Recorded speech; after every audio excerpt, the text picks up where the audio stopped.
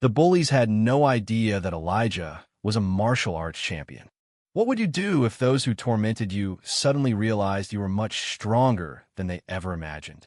Elijah Carter was always quiet, humble, and kept his head down. To the bullies at Westview High School, he was the perfect target, just a skinny black kid who never fought back. An easy subject for their cruel jokes. Every day, they laughed at him, shoved him to the ground, and humiliated him, believing he couldn't do anything to fight back. But they didn't know Elijah had a secret, one that would soon make them silent and trembling in fear. Elijah walked through the crowded hallways of Westview High, holding his books tightly to his chest as if they were a shield. He always kept his head down, avoiding the gaze of those who might cause trouble. Being one of the few black students in a predominantly white school, he was always noticed, but never in a positive way. Every day felt like walking into a battlefield. He hadn't done anything wrong, but that didn't matter to Carter Reynolds, the most powerful student in school. Carter wasn't just an ordinary bully. He was the son of a wealthy family, a star athlete who believed he had the right to stand above others. With his flawless blonde hair and smug smile, he always had a group of friends trailing behind him, laughing at his every joke. And for a long time, Elijah had been their favorite target. "Hey, Elijah, where are you off to, looking so busy?" Carter sneered, his voice dripping with sarcasm. "Probably hiding in the library like a nerd," one of his friends shouted, causing the crowd around them to burst into laughter. "Are you sure you know how to read? I thought you guys were only good at running around." Carter's sharp taunt cut through the air, a racist jab that made some students glance away uncomfortably. Elijah paused for a second, but kept walking, trying not to react. He had become used to these kinds of insults. If he responded, it would only give them more reason to keep tormenting him. Carter didn't stop at words. Sometimes, they shoved Elijah into lockers, threw his books on the floor, or even stole his lunch right in front of everyone. No one intervened. Some students were afraid of Carter, while others simply didn't care. Elijah knew that if he fought back, things could get worse. But he also knew one day, everything would change. He couldn't remember the last time he went to school without feeling anxious. No matter how mentally prepared he was, the humiliation always came in ways he couldn't anticipate. Carter was manipulative, skilled at twisting everything in his favor. He never attacked right away. Instead, he created an atmosphere where Elijah was always put down, always seen as inferior. The worst part wasn't their abuse. The worst part was the silence from everyone around him. Some students felt pity, some felt uncomfortable, but no one dared to speak up. Even the teachers, who were supposed to protect him, either ignored it or pretended not to see. Some even seemed to side with Carter, as if they too believed Elijah shouldn't make such a big deal about it. Elijah told himself that as long as he didn't respond, it would eventually pass. But deep down, he knew one day he wouldn't be able to stay silent anymore.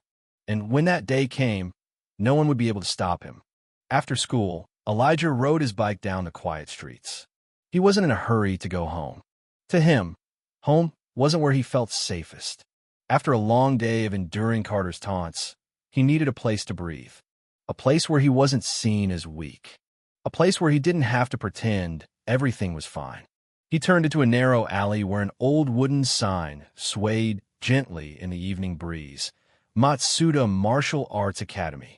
To outsiders, it was just a forgotten dojo, but to Elijah, it was the only place where he could truly be himself.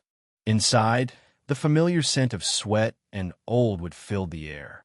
Sensei Matsuda, a stern yet kind Japanese instructor, watched over the students as they practiced. When he saw Elijah enter, he gave a small nod. No words were needed. "Is something wrong today?" Sensei Matsuda asked, his voice calm yet firm. Elijah hesitated, then shook his head. He was too used to hiding his feelings. "You can hide your emotions from the world," Sensei said, "but you cannot hide them from yourself." Elijah clenched his fists, feeling something rise inside him, something he couldn't put into words. "People can take your honor, but no one can take the strength inside of you." Those words made Elijah shiver. Carter and his friends didn't just want him to feel weak. They wanted him to believe he had no strength at all. Elijah had been practicing martial arts since he was young, back when his father was still alive. His father used to say that martial arts weren't for fighting, but for controlling oneself. Elijah had always believed in that. He had never used martial arts to fight back. But today, for the first time, he started to wonder, was his patience really the right thing to do? When he stepped on a mat and performed his first move, a quick kick, a solid punch, he felt like he was rediscovering a part of himself that had been lost. A strong part. A part that couldn't be broken. The day everything changed. The bullying escalated. Carter and his friends started vandalizing his locker, leaving racist slurs on his desk. One afternoon, Elijah arrived at the dojo to find its walls covered in offensive graffiti. Sensei Matsuda was already there, calmly scrubbing away the hateful words. "We'll clean this up," he said softly. The worst things never stay for long. But Elijah couldn't be as calm. For the first time in his life, he felt his patience breaking. If they wanted a reaction, maybe this time they would get something they didn't expect. That night, as Elijah left the library, he was ambushed. Carter and his gang blocked his path in the parking lot. "You think learning martial arts makes you stronger than us?" Carter sneered. "Let me teach you a lesson." Elijah didn't flinch. Carter lunged at him, but this time, Elijah didn't back down. With a swift move, he sidestepped, using Carter's own force against him. Carter stumbled, nearly falling to the ground. Ryan, one of Carter's henchmen, cursed and charged at Elijah. A quick block. A precise counter. Elijah didn't need to throw a punch, just redirect their energy. Within moments, Carter and his friends were on the ground, gasping in shock. They had never imagined that the boy they tormented was a martial arts champion.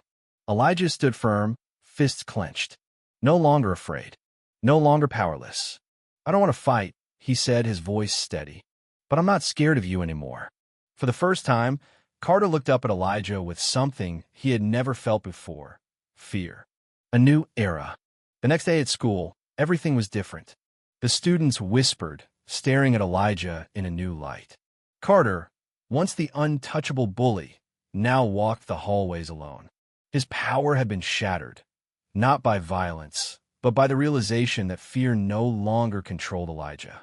That afternoon, a younger student, Malik, approached Elijah hesitantly. "Can you teach me how to defend myself?" Elijah looked at him for a moment, then nodded. From that day forward, everything changed, not just for Elijah, but for everyone who had ever felt powerless. Because courage isn't the absence of fear, it's standing up even when fear tries to hold you back.